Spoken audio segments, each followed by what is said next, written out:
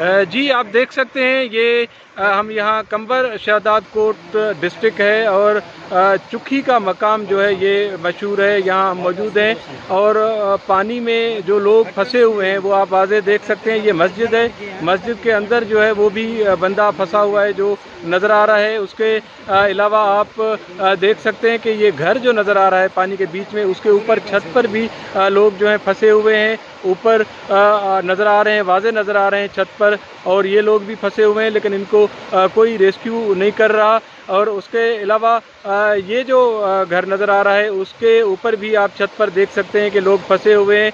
हम deputy commissioner कंबर Shahdad coat, उसके अलावा कमिश्नर लाड़काना, पाक फ़ौज, CM सिंध और दीगर जो रेस्क्यू के इदारे हैं उनको अपील करते हैं कि इन लोगों को फौरी तौर पर रेस्क्यू किया जाए। अगर ये 3-4 घंटे के अंदर रेस्क्यू नहीं होते हैं तो ये डूब जाएंगे। 20 से मज़ीद लोग हैं जिन